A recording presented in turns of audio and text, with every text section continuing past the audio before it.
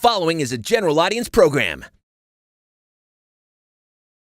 Oh, hey, what's up? Hey, what's up? How you doing? I'm good. Nice to see you. You too? Are you excited? Yeah, I'm excited. I'm a little nervous, not gonna lie. Hi. I mean, if the world is gonna see our hard work. Spider-Man Homecoming, starring Zendaya and Tom Holland. Your name's so big on the poster. Yeah. Why is your name so big? Well, you know, kind of like the perk of having it.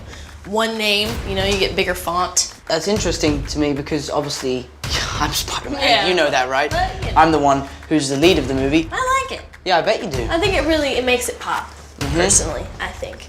So Good to see you again. No problem. All right, thank you. Bye-bye now. What? Come on, guys, I'm Spider-Man.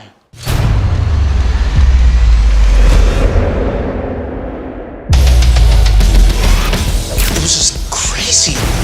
He was just like, and you were like, ah. I gotta go. Hey, where are you going? What are you hiding, Peter? I'm just kidding, I don't care. Bye. Reimagining Spider-Man with Tom Holland and Civil War was almost like a homecoming and kind of a big aha. Don't do anything stupid, all right? Yeah. He's just the man for the Spider-Man movie. It's so cool to make a new Spider-Man in this MCU, something we haven't seen before. You're the Spider-Man. No, I'm not. I'm not. This is just a costume. This is... You're on the ceiling. On the roof!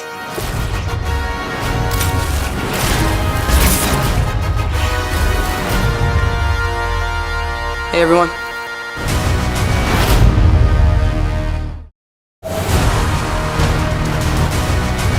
This is a general audience program. What's up, guys? I'm Tom Holland, but you can just call me Spider-Man or Peter Parker, depending on what I'm wearing. Yeah, and I'm Zendaya, and, well, I was born without a last name. And we're here to take you inside Spider-Man's solo debut with the Marvel Massive Cinematic Universe. Welcome to a world where action is always around the corner, and me, Zendaya, being awesome. Anyway, buckle up and get ready to see Spidey, Peter Parker. You get the gist. I play Spider-Man. Yep, we're taking you inside the world of Spider-Man Homecoming from every angle, while giving you a few super surprise secrets about the movie that you will only be able to find right here. Some people might even call them Easter eggs. I think super surprise secrets sounds like a little cooler. We can agree to disagree. All right, deal. Spider-Man is the biggest Marvel character. He is the jewel in the crown. Such an amazing icon. He is a very different type of hero because he is quite simply the greatest superhero of all time. Wait a minute. You want the real Avengers? Peter Parker is one of the most beloved and powerful superheroes of the MCU. Not bad. Good shot, buddy. Oh, Mr. Parker. Hey, I'm Peter. It's about time we met. When I started first reading the comics, when I was 13, 14, 15, 16, younger, but particularly in that sweet spot, I was like, oh, this is me. When Steve Ditko and Stan Lee brought him to life in the early 60s, he was such a great contrast to all the other Marvel heroes. The comics were so amazing, having this shared universe where anybody could show up in anybody else's books. And it's been almost 10 years since we introduced the Marvel Cinematic Universe. We will meet Spider-Man for the first time being a part of that world.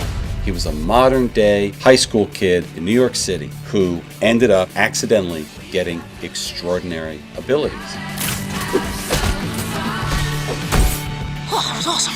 Most people know who Spider-Man is, and he's probably the Marvel hero with the most name recognition. I've always had an affinity for the character, and seeing it depicted on film as it was in the books, that's an exciting take on it than I've seen before.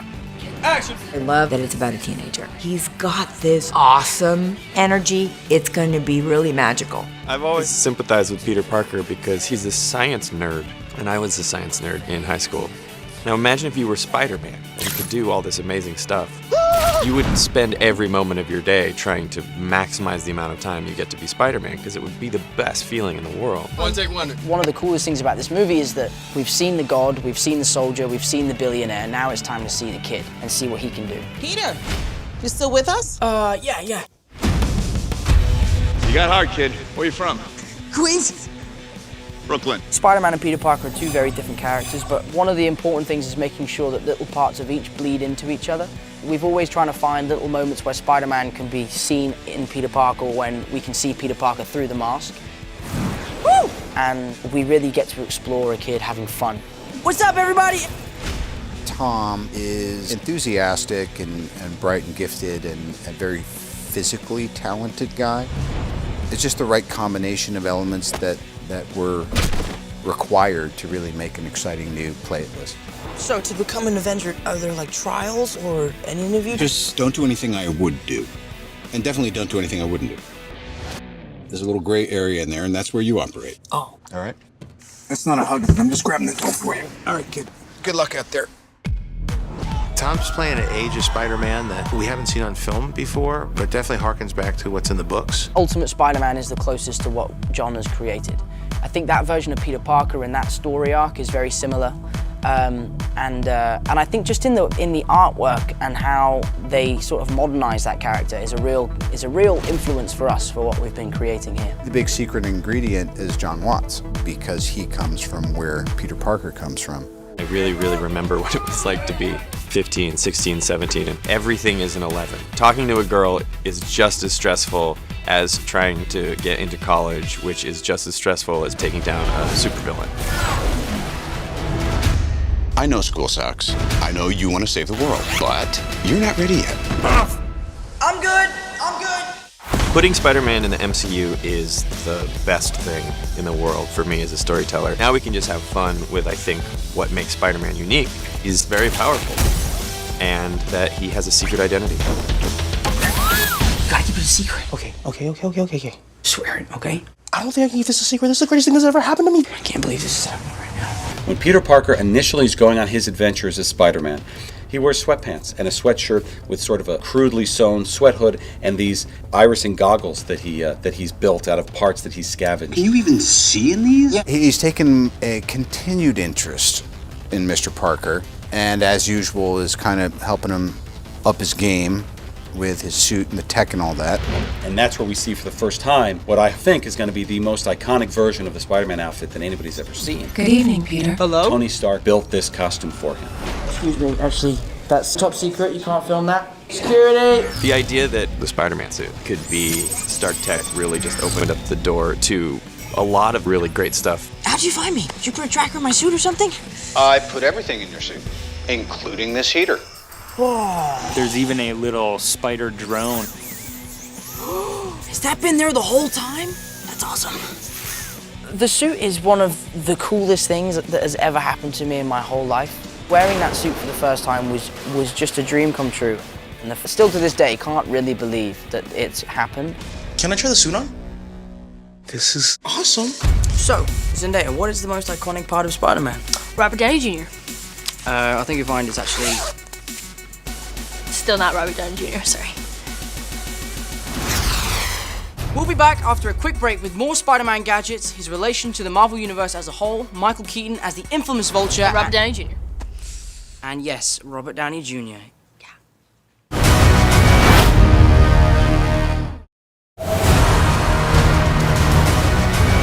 This is a general audience program. Welcome back to A Fan's Guide to Spider-Man Homecoming. Here we are in front of the Avengers Tower. That's right, we teleported, but we can't show you the device we use because that is a Stark secret. Well, you know, if we started spoiling Tony's secrets, he wouldn't be very happy. So let's just help you guys catch up. If you like Spider-Man kicking butt in Civil War, the very beginning of Spider-Man Homecoming will give you his side of the story surrounding that event. For all the fans out there, you're gonna get Peter's background story leading up to and continuing after the battle in Civil War, and it's all straight from footage on his phone. We pick up right after the battle with the Avengers, where I must face my biggest, darkest, craziest challenge yet. The Vulture? No, high school. Ah. This film is an origin story in that we see how Spider-Man begins to become the icon and the legend that we all know as Spider-Man. I just gotta do this on my own. But we've come at it in a different way. He's been Spider-Man for at least 6 months when we meet him. You're that Spider guy on YouTube, right? Call me Spider-Man! Okay, Spider-Man! Don't flip! Yeah! We don't do the spider bite. We don't do the death of Uncle Ben. We've seen that before. I know you sneak out of this house every night.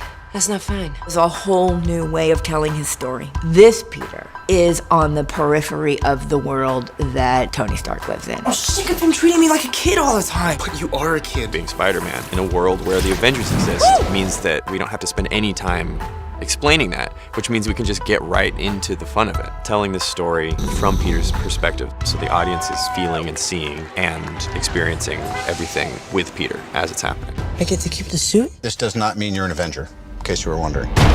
At the beginning of the movie, Peter loves being Spider-Man, but he doesn't love being Peter Parker. Peter Parker sort of represents everything that he was, which to him is just a weird, outsider-y, science-y nerd dork. And now he has this whole new future life ahead of him being a superhero. And Can you summon an army of spiders? but what he hasn't done is come to terms with who Peter Parker is, which is a core of every coming-of-age story is finding out who you really are. This is my chance to prove myself. The whole movie, Peter's trying to prove himself to Tony, to prove to him that he is ready to be an Avenger, he is old enough to take on bigger tasks. And in doing so, Spider-Man stumbles across these high-tech weapons that have been left behind from any Avengers disasters. Listen, Peter, there are people who handle this sort of thing. One of the interesting things about the fight sequences and the tone of the movie is that even though these fight scenes are incredibly scary, Let go of me! they're also light-hearted and fun. What's with the costume? There is sort of a core Spider-Man truth that we're trying to get to. That if you strip away all of the Spider-Man side of it, it should still be a really great, moving, funny, emotional coming-of-age story. Are you an Avenger? Yeah, basically. Whoa! Now we're in Hollywood, Zendaya. I mean, yeah. You can tell by the big sign that says Hollywood. But wait a minute. Why are we in Hollywood? Well, I'm guessing that this is the cast section. Oh yeah, duh. That's what brought this movie to life, was the amazing cast. We got to work with the legendary talent Marissa Tomei, Michael Keaton, and Robert Downey Jr. Take it easy, take it easy. Sorry, I'm a big fan. So. Yeah, but he's kind of like my mentor, so whatever. Anyway, there's a lot of A-listers in that one clip. Wait, was Iron Man ever seen in a Spider-Man movie before? Let me think about that. No. And another Spider-Man first is Jacob Batalon as Peter Parker's best friend. For once, Peter gets to have a good friend who knows his secret, someone who gets to be in on the experience of being Spider-Man, someone who can be his guy in the chair. Aww, BFFs. It's more like BFFLs, but whatever. Nerd. Hey, Peter Parker proves that you can be a nerd and be cool, and I think Ned does the same thing in his own way. The whole cast, when we're all together, it's been such a delight. Since day one, Jacob and I hit it off immediately.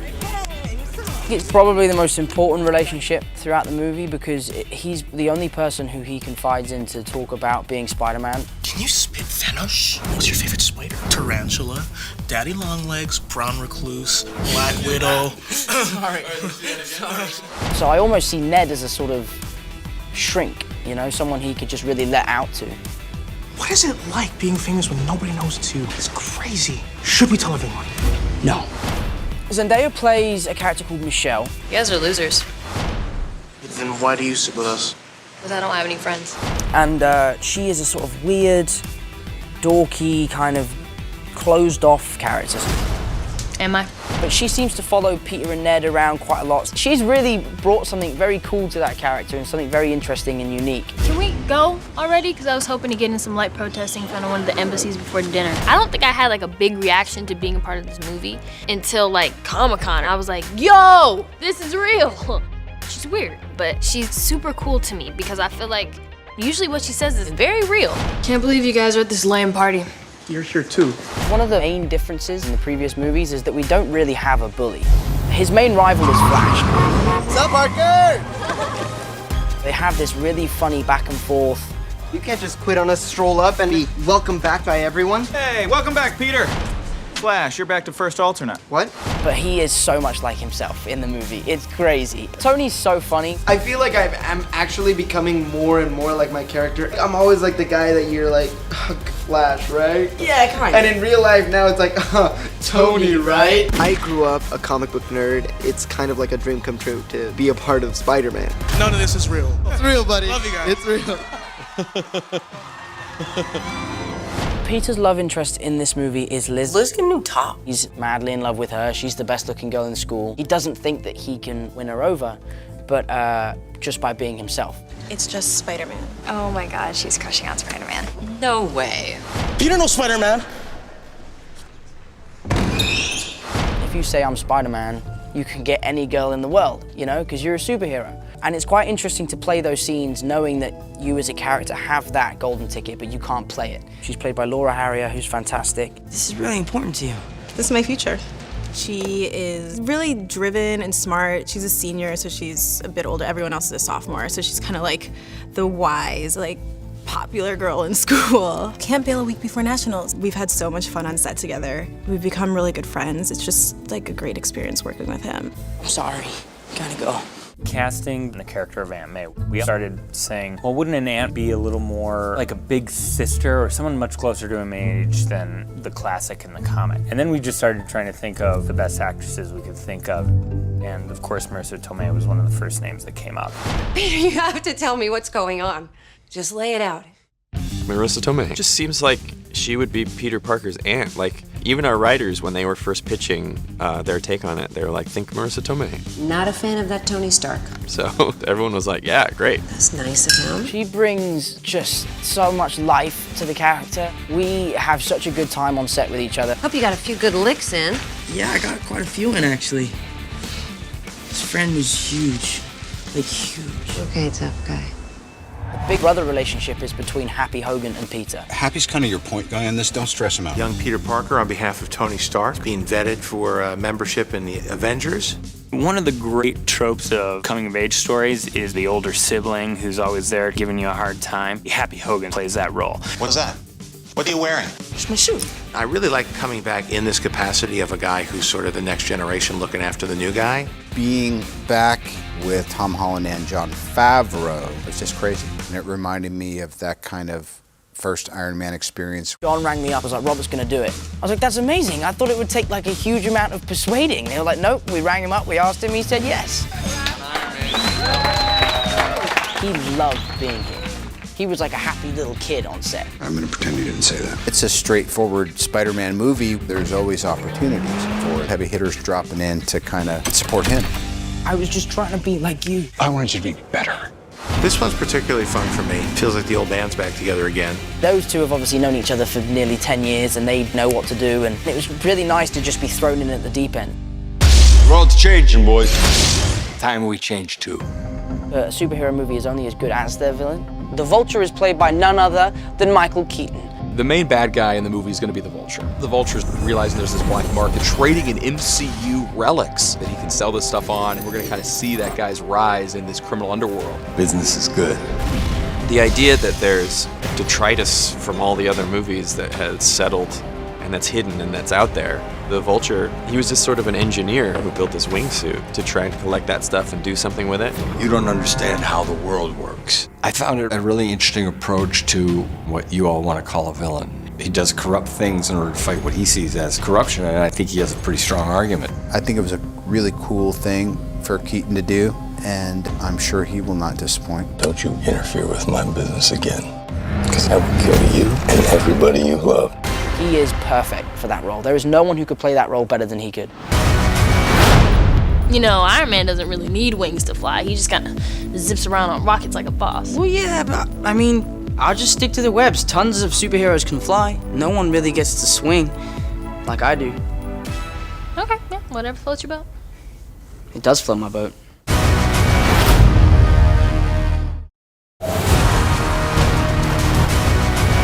This is a general audience program. Welcome back, guys, to a fan's guide to Spider-Man Homecoming.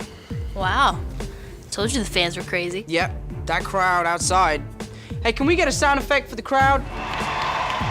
Ah, there we go. Well, I hope all of you watching had as much fun as that extremely real crowd is having outside. Thanks. This film is going to have that spectacle. This film is going to take Spider-Man to places out of New York City, areas we haven't seen him fight in before, so we can get these different flavors. That's going to add a freshness to it. Well, for every set piece, I'm trying to think of something that we've never seen before. We're envisioning a big set piece on the Washington Monument. And as the lift goes up, with all of his classmates in, the bomb goes off.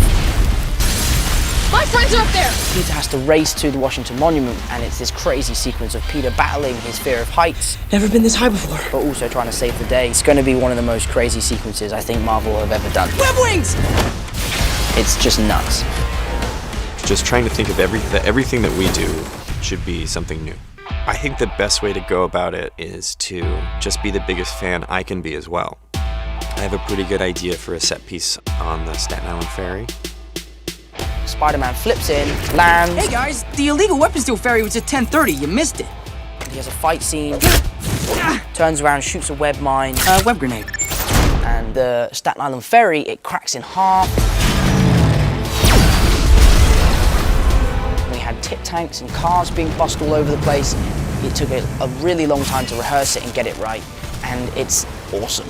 It seems like on a movie of this scale, it's just remembering what it's really about and making sure that you never lose sight of that in the midst of all the spectacle and chaos. Movie magic. Wow. All right, let's do it. When you make a movie of this size and you know that people are going to see it, it's quite daunting to make sure that you get it right. The thing audiences can expect out of this movie is a Spider-Man picture like never before. Very unique and a very special movie. It was something really fun to be involved in the Spider-Man franchise. It's unbelievable.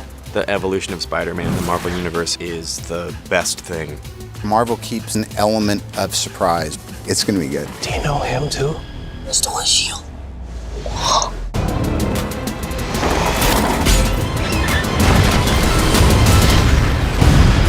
For anyone that wants to see Spider-Man the way he was meant to be on the big screen, in the universe, with heroes that he can interact with, endless possibilities, well, your wish has been granted. Again, I'm Tom Holland. I'm Zendaya. Still no last name though. And thanks for watching A Fan's Guide to Spider-Man Homecoming. Woo! Wait a minute, you guys aren't the real Avengers. I can tell. Hulk gives it away.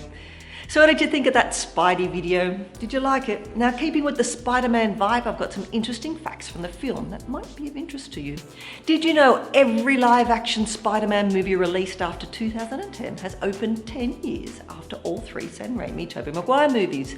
The Amazing Spider-Man from 2012 was released 10 years after 2002's Spider-Man. The Amazing Spider-Man 2 from 2014 was released 10 years after Spider-Man 2, which launched in 2005. And Spider-Man Homecoming will be released 10 years after 2007's Spider-Man 3. Interesting, no? Did you also know that Tom Holland is the youngest actor at 19 to be cast as Peter Parker? His predecessors Tobey Maguire and Andrew Garfield were 25 and 26 respectively when they were cast. Now, as always, let me know in the comments below your thoughts on the movie, and remember to subscribe and ring the notification bell to always receive the latest trailers the moment they are online. And I'll see you next time.